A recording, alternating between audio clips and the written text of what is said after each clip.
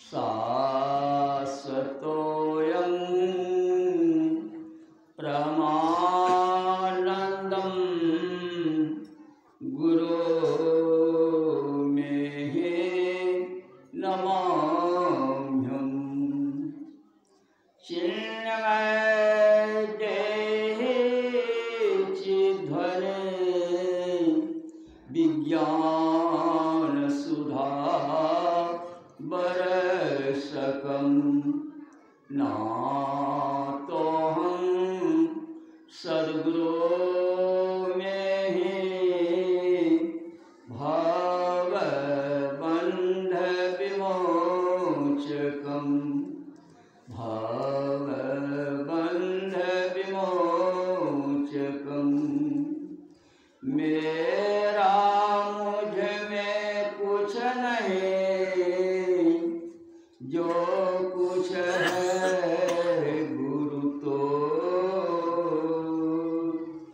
तेरा तुझको सौंपते क्या लागेगा वो, क्या लागेगा वो। अव्यक्त रूप में ब्रह्मलीन सद्गुरु महाराज के जुगल पावन चरणों में कोटि कोटि नमन। व्यक्त रूप में मंचासन पूज्य बाबागण सत्संग स्थल में उपस्थित सम आदरणीय सज्जन वृंद, सत्संग प्रेमियों, धर्म प्रेमियों, भक्तिमती माता और बहना, नगर निवासियों, सर्वविदित है यह सत्संग हमारे श्रद्धेय मास्टर विश्वेश्वर दास जी अपने पोते के जन्म दिवस के उपलक्ष्य में आयोजन किया। हो भाग्य है उस बच्चे का और इस परिवार का और हम लोगों का जो ऐसे सुअवसर पर हम लोग यत्र तत्र से एकत्र होकर वो बच्चे के जन्म दिवस पर उपस्थित होकर सत्संग कर रहे हैं। सत्संग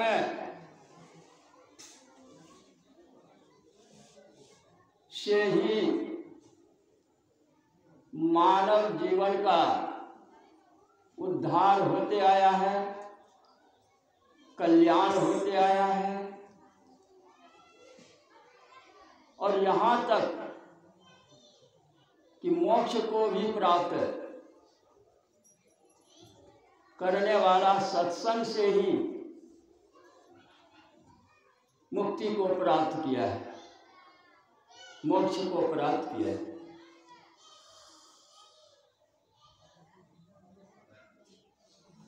तो यह सत्संग उस बच्चे के भविष्य के लिए, संस्कार के लिए, उसके आध्यात्मिक और भौतिक जीवन के लिए, आध्यात्मिक भौतिक ज्ञान के लिए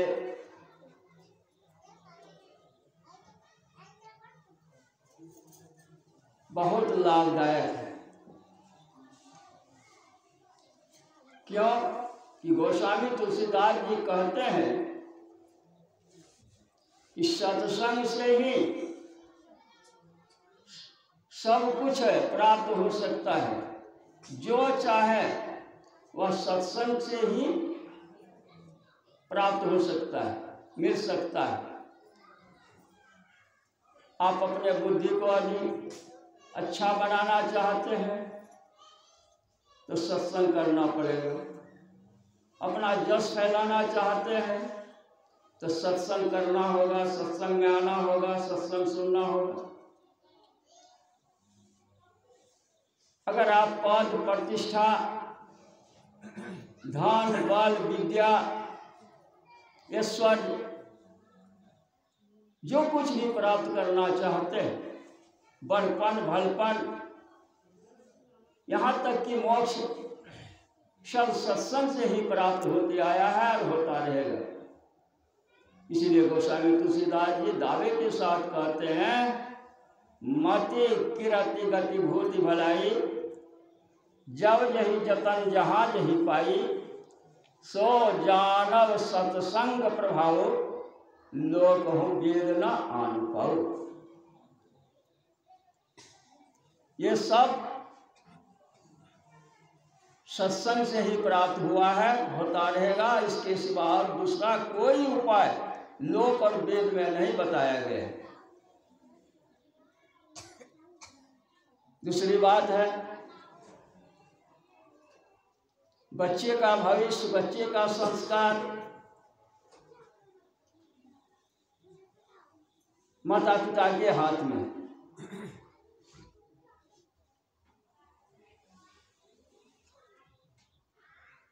कहा गया है, माता पिता ही हो नादान, उनके बच्चे कैसे बने महान। इसलिए माता पिता अपने बच्चे का भाग विधाता होता है, अपने बच्चे का भाग पलट सकता है।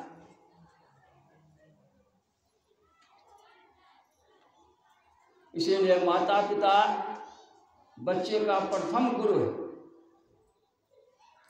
और बच्चे के भविष्य के लिए, उनके सारे संस्कार के लिए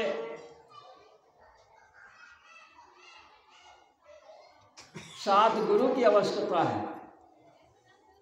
जब तक जीवन में सात गुरु नहीं तो उनका जीवन शुरू नहीं।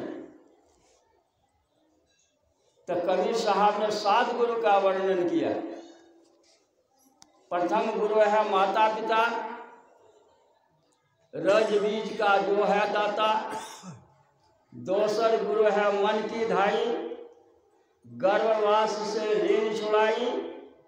तीसर गुरु है धरिया नामा, ले ले नाम पुकारे गामा। चौथा गुरु है शिक्षा दिन्हा, जग व्यवहार तब हम चिन्हा। पंचम गुरु है वैष्णव दिन्हा, राम नाम का सुमरन दिन्हा। छठम गुरु है भरमगढ़ तोड़ा, दुविधा मेटी एक से जोड़ा। सातम गुरु है सत लखाया, जहाँ का तत्व तहाँ पठाया। यह जीव जहाँ से हम आए हैं वहाँ तक पहुँचाने का काम सातवां गुरु का है। और उसके नीचे जितने गुरु हैं वे आपके भाग विधाता है, कर्म विधाता है, आपके शुभचिंतक है। लेकिन सातवां गुरु के अभाव में आप जो है आवागमन के चक्र में पड़े रह जाएंगे। इसीलिए सातम गुरु जो है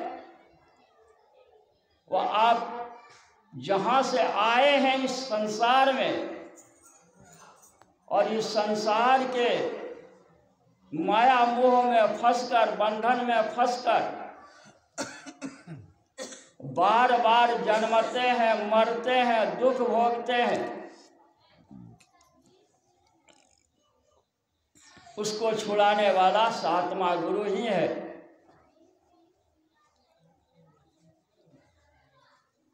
इसीलिए गुरु की महिमा अनंत है।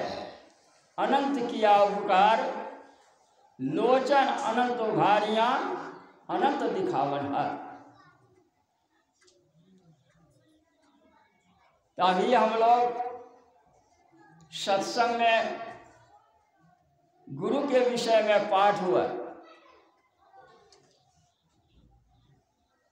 वास्तव में हमारे जीवन का, हमारे लक्ष्य का, हमारे संस्कार का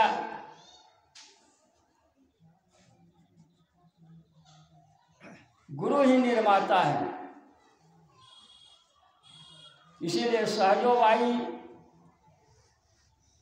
कहती है कि मैं भगवान को त्याग सकती हूँ लेकिन गुरु को नहीं त्याग सकती हूँ।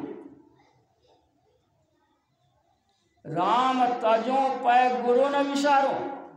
राम को मैं त्याग सकती हूँ, भगवान को विसार सकती हूँ, लेकिन गुरु को नहीं त्याग सकती। क्या गुरु में ऐसा कौन सा खूबी है?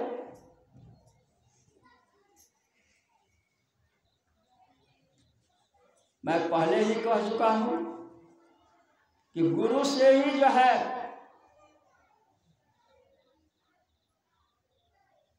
आपका उद्धार, कल्याण और मोक्ष की प्राप्ति हो सकती है। इसीलिए गुरु, माता पिता जो पहला गुरु है, यहीं से हमारा जीवन का शुरुआत होता है। माता पिता पहला गुरु जो है, जैसे चाहेगी अपने बच्चे को बनाना, वैसे वह बच्चे को बना सकती है। उदाहरण बहुत है। आप लोगों ने मदरसा का नाम सुना होगा।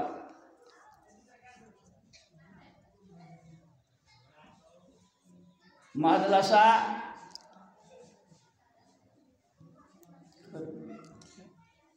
ऋतुध्वज, पिता मदरसा पति के नाम ऋतुध्वज रहे, पिता पति के नाम ऋतुध्वज रहे। नहीं, वो तो हम जाने से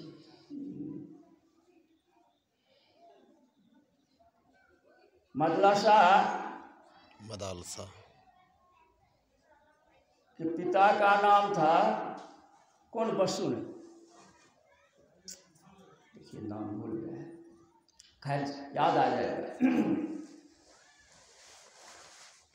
तो मदरसा एक दिन जो है अपने बगीचे में खेल रही थी, सियानी हो चुकी थी। उसी समय एक दानव उसी होकर के गुजर रहा था। वह दानव उस मदरसा का सुंदरता पर मोहित हो गया और उसको उठा करके अपहरण कर लिया। और वह बेचारी चिल्लाती है, बचाओ बचाओ बचाओ। वह जो उसको लेके भाग रहा था, उसी समय में ऋतुध्वज जंगल में शिकार कर रहा था। आवाज को सुन करके वो घोड़ा को उस राक्षस के पीछे दौड़ाया और जा करके उसको घेरा और उससे युद्ध किया। और ऋतुध्वज ने उस राक्षस को मार करके उस मदरसा को मुक्त किया। और तब ऋतुध्वज उससे पूछता है कि देवी तुम्हारा नाम क्या है? तुम किसकी बेटी हो? कहाँ की रहने वाली हो? तो मदरसा कहती है कि मैं फलाने की बेटी हूँ, फलाने राज्य में रहती हूँ। तो ऋतुध्वज उसको लेके उसके माता पिता के पास आते हैं और उसके माता पिता को सुपुर्द कर देते हैं। अब माता पिता सोचते हैं इनका जान प्राण जो है इसका यही राजकुमार बचाया है, तो इसी के साथ हम क्यों नहीं शादी कर दें। तो वह घोषणा कर दिया कि मैं अपने पुत्री की शादी इसी ऋतुध्वज राजकुमार के साथ करूंगा। इतना सुनते ही मदलसा घबरा जाती है और पिता के चरणों पर आकर झुक करके प्रणाम करती है और कहती है कि पिताजी, मेरा भी कुछ अधिकार बनता है, मुझे कैसा पति चुनना चाहिए, मेरे लायक कैसा पति होना चाहिए। तो उनके माता पिता कहते हैं तुम कैसा पति चाहती हो? कहा हम वैसा पति चाहती हो जो हमें कभी सत्संग में साधु संग में जाने से नहीं वर्जित करे, पहला। दूसरा, जब तक मैं जीवित रहूं वह दूसरे किसी भी नारी से शादी संबंध नहीं करे, यानी दूसरी विवाह नहीं करे। और तीसरा, मेरा प्रण है कि मुझसे जो संतान होगा उस संतान को मैं किसी को छूने तक नहीं दूंगी, उसका लालन पालन, उसका संस्कार मैं अपने हाथों से भरूंगी। तो ऋतुध्वज वहाँ बैठा हुआ था, सुन रहा था। उसके माता पिता कहते हैं राजकुमार सुन रहे हैं मेरी बेटी की क्या मांग है? कहा मैं मंजूर है। कौन भारी है? अच्छे बात बोल रही है। स्वीकार कर लिया और शादी हो गई। और शादी होने के बाद जब वह गर्भवती हुई तब ये से अपने बच्चे को संस्कार देना शुरू कर देती है। और तब ये से क्या संस्कार देती है? शुद्धोसी बुद्धोसी निरंजनोसी, हे मेरे पुत्र तुम शुद्ध हो, बुद्ध हो, निरंजन निराकार हो। यह संसार मायावत है, इस संसार में तुम मत फंसना, माया में मत फंसना, यही इसको शिक्षा देती थी। और वह लड़का जब जन्म लिया और जन्म लेने के बाद भी उसकी माँ जो है यही शिक्षा देती रही। और 5 वर्ष होते होते वह लड़का उसका भाग जाता था जंगल और साधु बन जाता था, सन्यासी बन जाता था, परमात्मा का भक्ति में लग जाता था। इस तरह से मदलसा 6 पुत्र को ज्ञानी ध्यानी बना करके साधु बना दिया, परमात्मा का भक्त बना दिया। जब 7वां बार गर्भवती हुई तब ऋतुध्वज से नहीं रहा गया। तब आकर के कहता है कि देवी सारे पुत्रों को तुम बाबाजी सन्यासी बना दोगी, इतना बड़ा राजपाट को कौन संभालेगा? कहा पति देव आप कैसा पुत्र चाहते हैं? कहा मैं चक्रवर्ती राजा चाहता हूँ कि जो यह राजपाट को संभाले, प्रजा को संभाले। कहा 7वां पुत्र वैसा ही होगा। और 7वां पुत्र जब उसके गर्भ में हुआ तो राज विद्या उसको सिखलाया। और वही बच्चा जब जन्म हुआ आगे चलकर चक्रवर्ती राजा हुआ।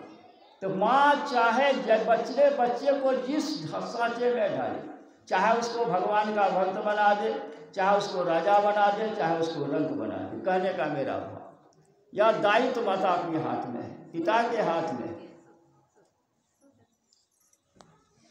इस तरह से मदलसा अपने सारे बच्चे को किस तरह से देखिए बनाया। तो कहने का भाव क्या है? तो हम लोगों को भी अपने बच्चे का संस्कार उसी ढंग से बनाना चाहिए। आप यदि बच्चे को जैसे बनाएंगे, जैसे लक्ष्मण की माँ उर्मिला कैसी माँ है, वो अपने बच्चे को संस्कारी बनाना चाहते थे, देखना चाहती थी। और जब भगवान राम वन जाने लगे तो लक्ष्मण भी